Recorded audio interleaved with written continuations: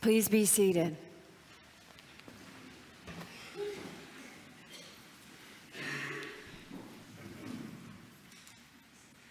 There are two Samaritans sort of famous in the Bible. The one remembered to us today, the Good Samaritan, and the woman at the well. She was a Samaritan too.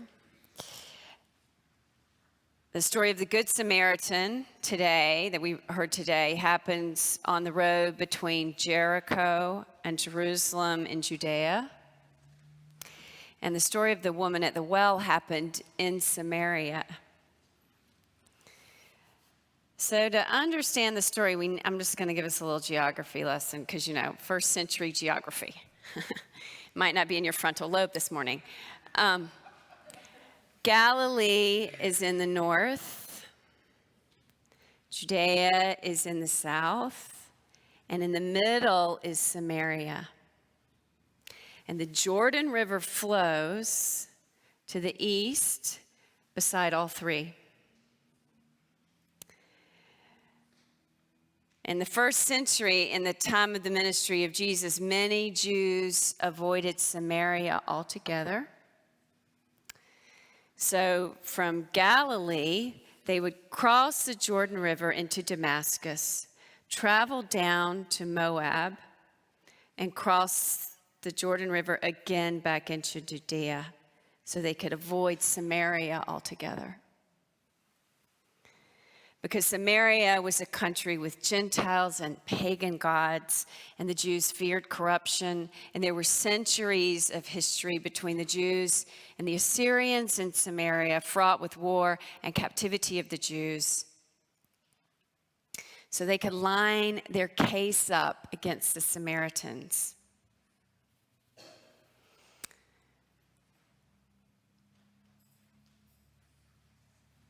At the story of the woman at the well in the Gospel of John, we are told that Jesus was in Judea, needing to get back to Galilee up here. But he did not go by way of Damascus.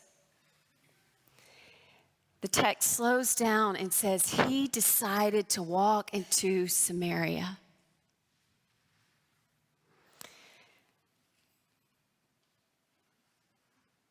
I want you to note this, that just before Jesus ascends into heaven, his last gesture. So we're finished with all the stories of the Good Samaritan and the woman at the well, and Jesus has died, and his disciples have seen him alive again among them. But this is before he's ascended into heaven.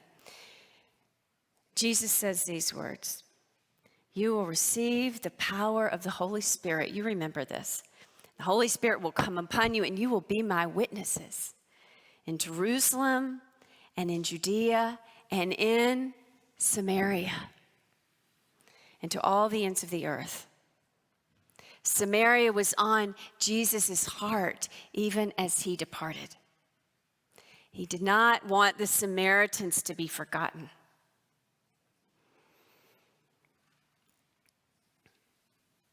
In the Gospel of Luke, when the robbers overcome an innocent man, it isn't the priest that stops to offer help, nor is it the Levite. And the Levites were the special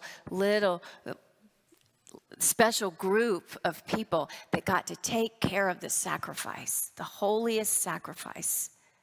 Very special group of people. The Levite passed by the man. We know it is the one least expected by the community that demonstrates what it means to be neighbor. Jesus reverses the presuppositions of those around him. The one expected to be good is not good. The one expected to be bad is good. Not just good, but extravagantly good. The Samaritan does not just check on the man, give him a sip of water, and help him to his feet. He dresses his wounds. He puts the man on his own donkey. He carries him to an inn and makes sure that no expense would be spared in his care.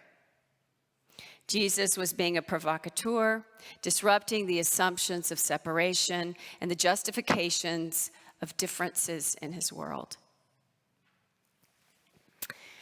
2 years ago, before the humanitarian crisis that we are witnessing at our border, I had planned a mother-daughter trip with my daughter, May, to Mexico. We were going for a week. An immigrant couple that we knew that I was going, learned that we were going. I'm going to call them Frida and Juan here. They had crossed the border 25 years ago, and they had 2 children here since. And their daughter, Lucia, born in this country, is a citizen.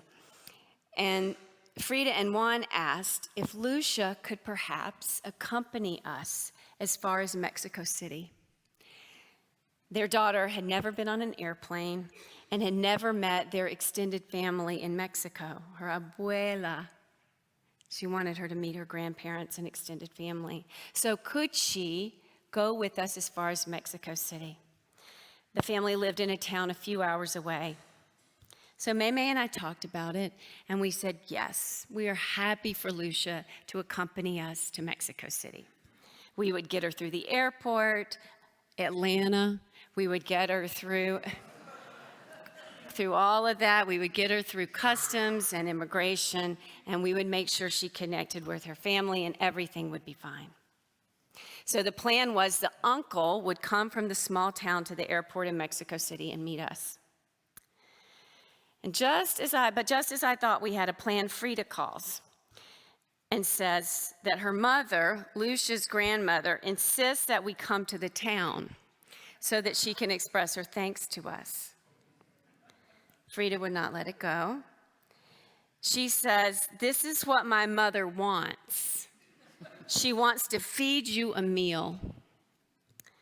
So May and I talked about it, and we decided that we would go to the town, and we would spend a night in the hotel in the town and enjoy the family, and then hire a car to drive us to our original destination.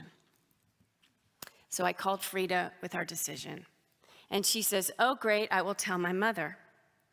And it is great until she calls back and says that there is no hotel in the town. Only in the next town, which is a long drive. And so will we please stay in the home of her mother? And so then stuff starts to kick in inside of me, because I don't really know these people. And I don't know where we will sleep exactly. And there's not a picture of this town anywhere on the internet. And I wonder about the food, and I wonder if we will be safe. Still, we said yes, we would go for them. And we would stay in the house. And Frida says, this is great because you are going to stay for 3 nights. And they are going to take you to see very beautiful things in Mexico. And then they will drive you where you want to go. So we went. And we got to the airport, and it wasn't just the uncle who met us. It was a caravan of people that came to meet that child. It was the uncle and 2 aunts and cousins, dozens of people. And it took a long time to get out of the airport because there was so much love that had to go around. And it took a long time to get to the town because we had to stop at a roadside stand for food because the uncle wanted to be sure that we were not hungry.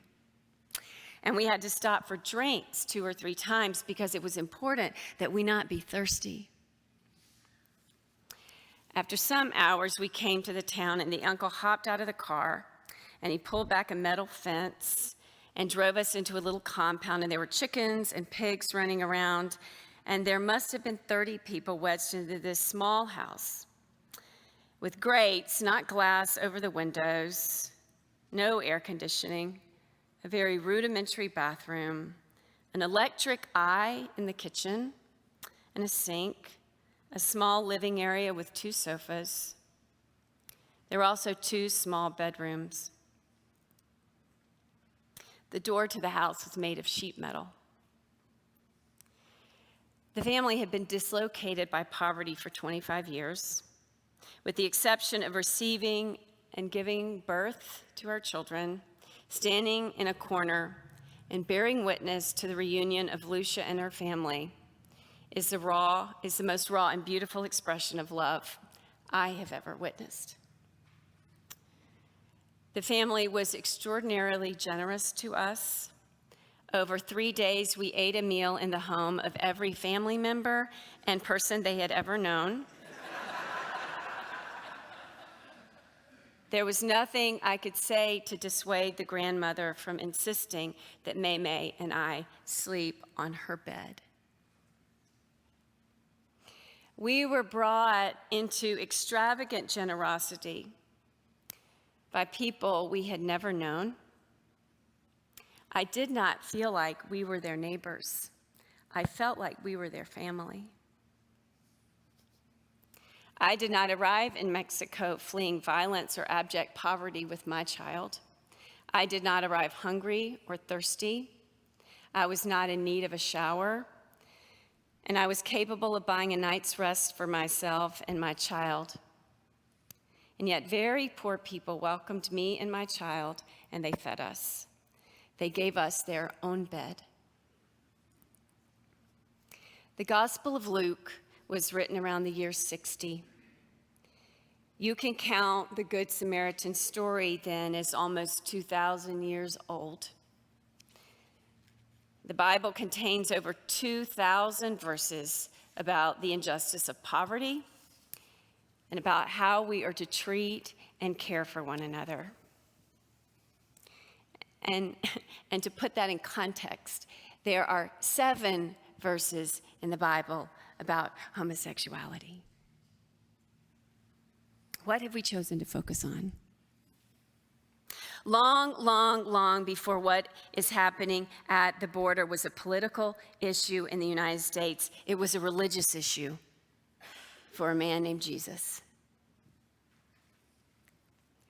It's interesting in the gospel texts that Jesus is very clear about the identity of the priest and the Levite and the Samaritan.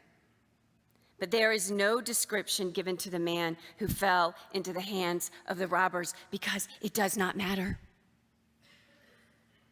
That he is a man is all that matters, a human.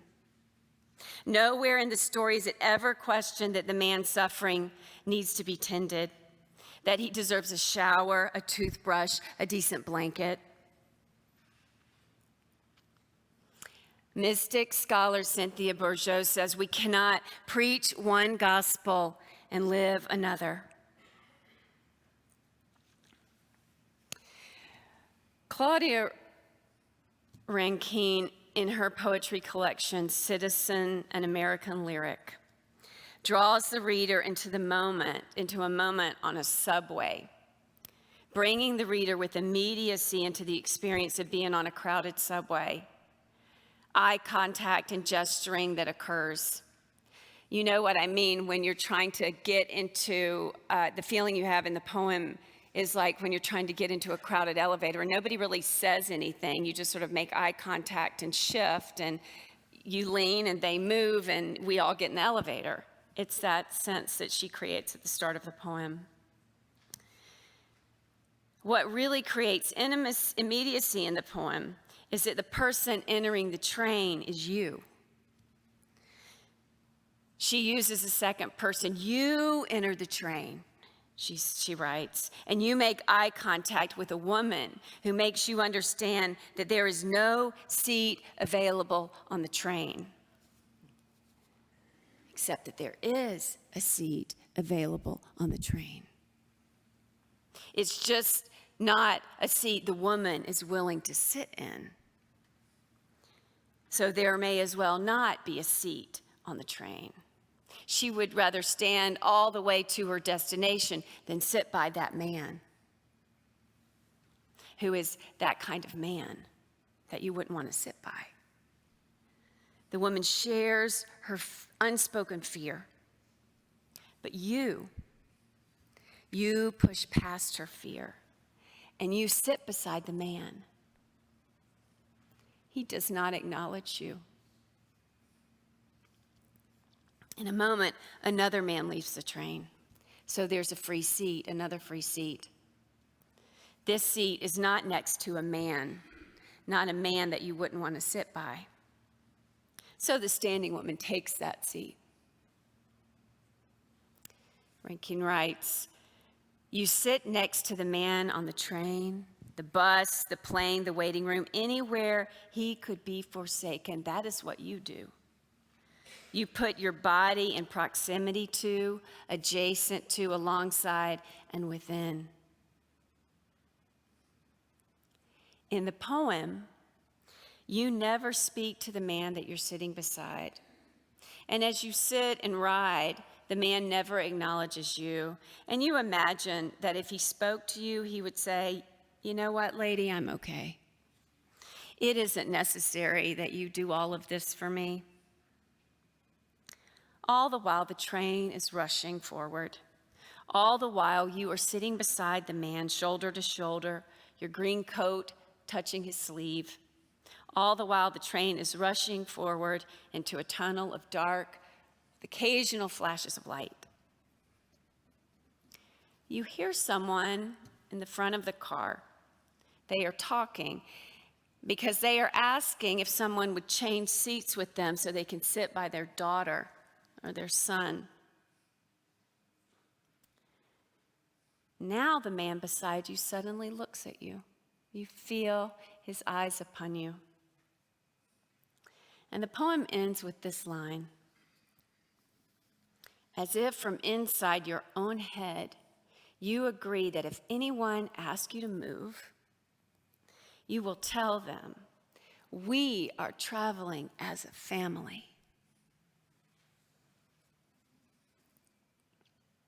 You and the man beside you. Rankin titled that poem, "Making Room." What is searing to the reader is that the room, the space we need to make, is less about another seat on the train, but about space inside of us.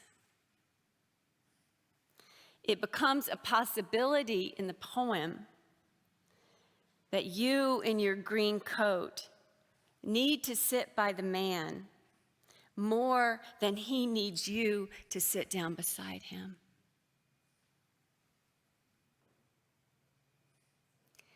We perhaps need less to make room for the man on the train as we need to make room for the man in our own heart. So by way of the gospel, we need to do the work of the Samaritan as much as the man left on the road needs us to come to him.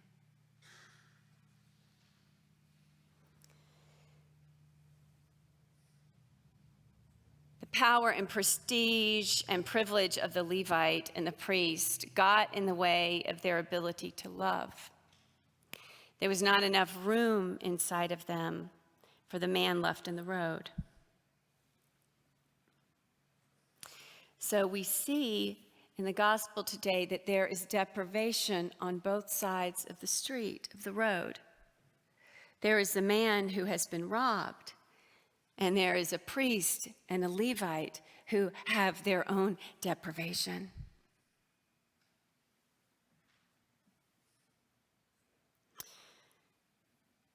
The Levite and the priest were as broken as the man in the ditch. And I know how that happens. It happened to me this morning. So I had to run to the market to get some things for a meeting this afternoon at the church, at the grocery. And so I can do a grocery store in record time. You have no idea. So I had sliced meat and bread and grapes and cookies and cheese in a bag, pre-sliced cheese in a bag. And I had them on the passenger side of my car, and I can still get to church and be here 15 minutes before the service so I can finish writing the end of my sermon. I had it down to the minute. And I get to the first traffic light, and it turns green and somebody's behind me, and I am like, and I turn like that, and there is a man digging in the trash can at, 7:30 in the morning in Asheville, North Carolina. And I get a little honk from the car behind me, and I think, I gotta go. And I went, because I gotta be at church, and I gotta write an important sermon, and I gotta.